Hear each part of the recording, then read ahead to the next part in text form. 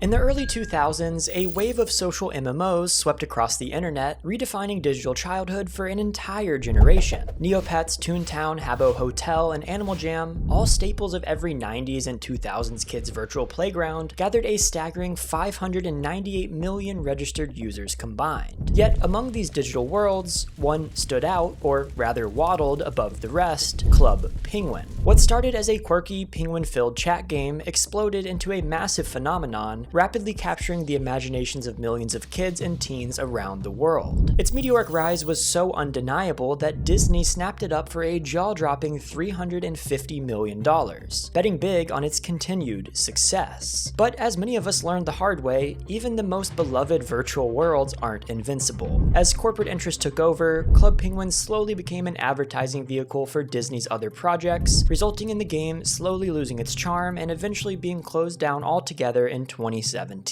What happened, and how did this little penguin-themed social game become a massive success and a symbol of corporate greed all in a 10-year period? This is the story of how Club Penguin died twice, because there are some new updates to this story and you'll want to stick around to the end to see what's changed. But for now, let's start at the beginning. Before Club Penguin, there was a void in the early internet.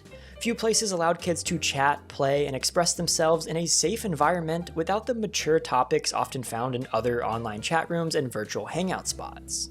That began to change in the year 2000 when Canadian developer Lance Priebe introduced something called Experimental Penguins, a simple penguin-themed virtual chat room inspired by a Far Side cartoon.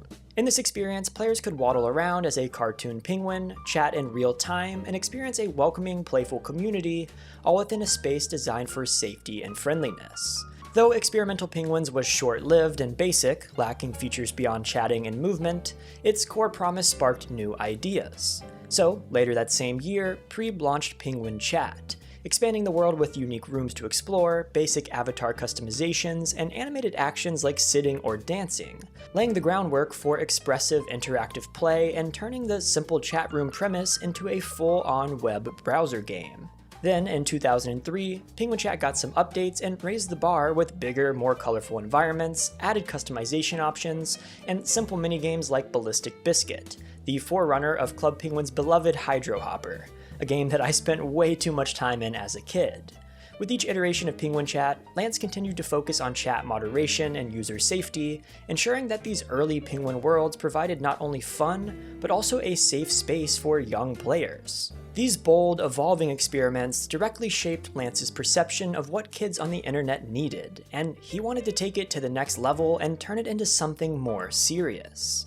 So, while tinkering on these prototypes under his company called Rocket Snail Games, Priebe teamed up with Lane Merrifield and Dave Crisco, the founders of a small media company called New Horizon, and together they aimed to turn the Penguin Chat experiment into a more developed, safer, fully realized online world for kids. They wanted something truly moderated and ad-free, giving children a welcoming and creative place to socialize, experiment, and grow. So they got to work on something new, something much bigger in 2004. Progress on this new game was quick, with the trio, now partnered under a company called New Horizon Interactive, drawing on lessons learned from the chat experiments to build a virtual world that kids would grow to love. The project required all three of the new developers to invest their own savings and even take out personal lines of credit to get it off the ground. But it was born out of a place of passion, and people were able to tell. Club Penguin entered its highly anticipated public beta on August 22, 2005, which resulted in an impressive 15,000 players coming into the Club Penguin servers during this period. Much of the early attention came by word of mouth in niche internet forums, gaming communities, and the existing player base from Penguin Chat, who were invited to see what the next step looked like. People absolutely loved it, and as the game fully launched on October 24, 2005, there was a dedicated community of players who called this new game home. It was cool, but nobody could have ever predicted that Club Penguin would eventually become a $300 million powerhouse of a brand, with spin-offs, books, and TV shows in just a few years. But we'll get back to that in a second. First, a word from our sponsor, boot.dev. Lance Prieb and his partners were able to develop a game so good that it would be acquired by one of the biggest companies on the planet. But their journey started the same way as every coder's does, with learning the fundamentals and actually building projects. That's why I want to tell you about boot.dev, the online platform where you can learn back-end web development in Python, Go, JavaScript, TypeScript, SQL, or even C from start to finish. I've been using boot.dev myself, and what stood out to me was how it tackles the #1 problem most of us face when trying to learn online: boredom. Boot.dev turns learning into an engaging hands-on experience. You're not just reading or watching, you're writing real code, completing challenges, working through projects, and even earning XP levels and achievements along the way. It's designed like a game, so you'll actually want to keep coming back, which is how you really make progress. The best part? All the course content is free to read and watch in guest mode. If you want to unlock hands-on coding, AI-powered guidance from Boots, the wizard bear, leaderboards, and progress tracking, there's a paid membership, but you can try out a free demo of the interactive experience in every course before you commit. So if you've ever wanted to actually build the kinds of systems that power games like Club Penguin, or launch your own career in tech, give boot.dev a try using my link in the description. If you use code robokast, you can get 25% off your entire first year if you select the annual plan. Thanks again to boot.dev for sponsoring this video. Now, let's get back to the story. It's time to ask the question, why was Club Penguin so successful right from the start? I mean, let's be real, it's a chat room where you can waddle around dressed up as a penguin and play some mini games. Was it really that revolutionary? The short answer is yes, it was.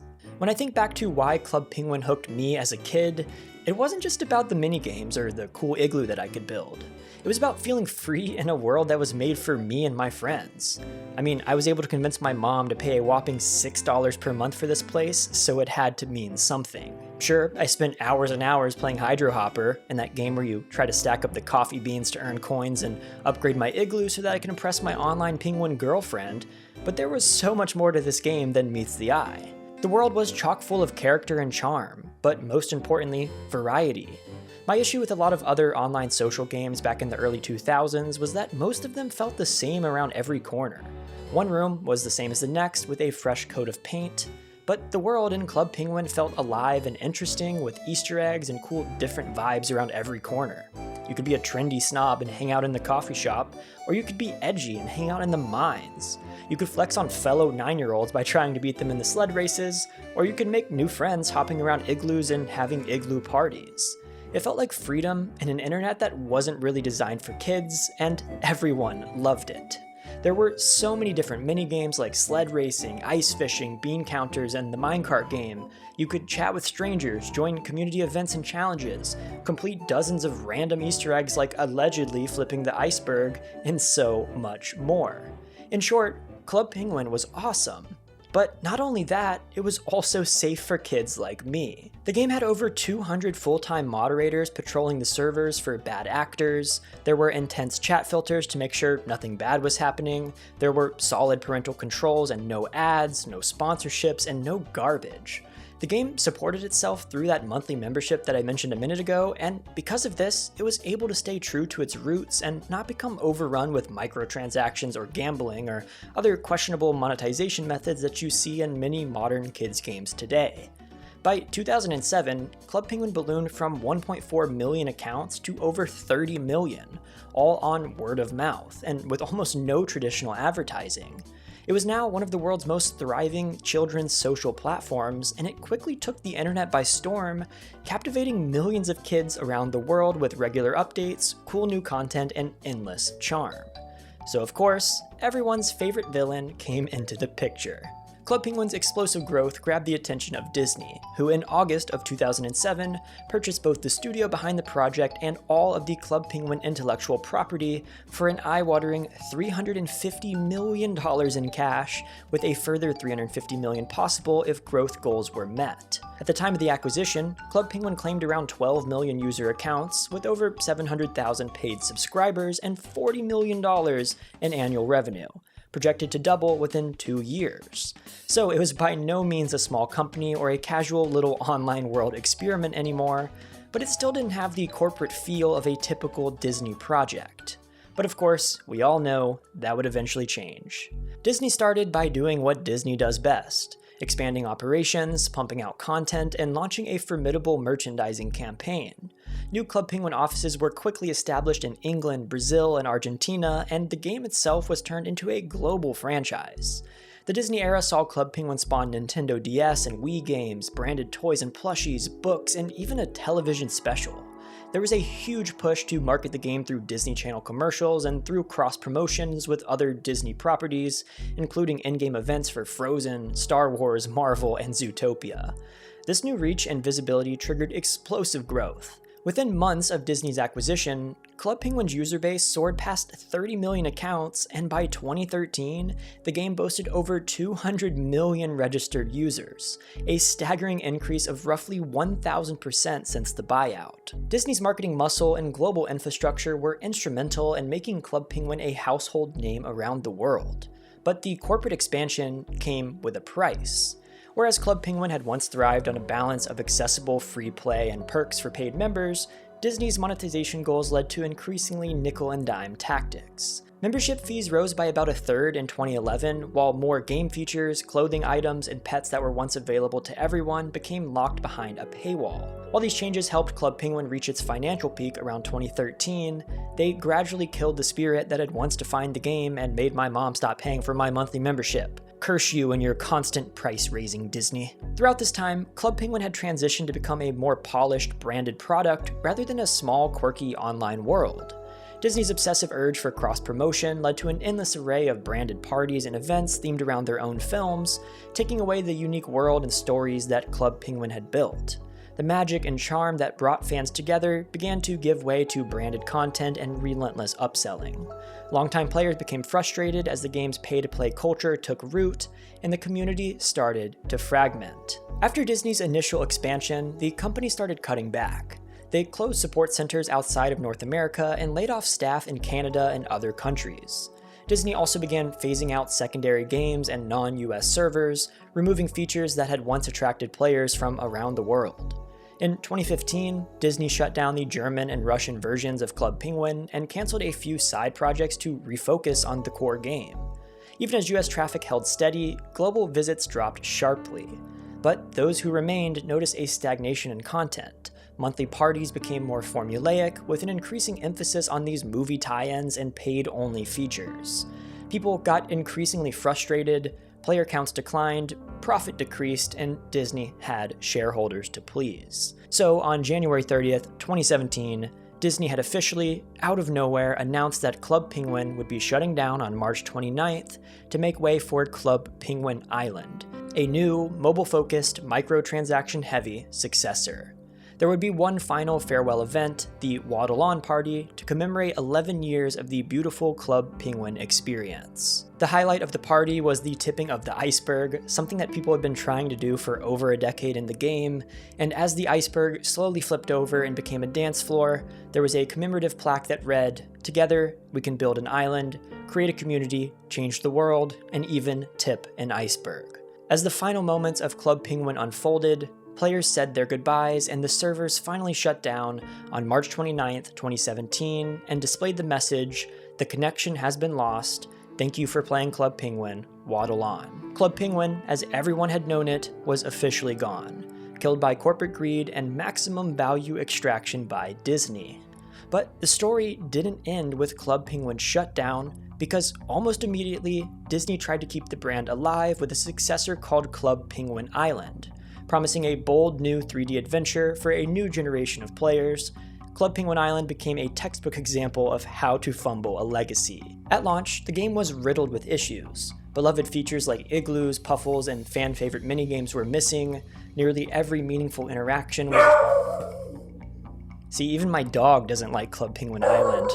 Nearly every meaningful interaction was locked behind a steep subscription, leaving free players with little to do, and to make matters worse, all your old gear and progress were left behind.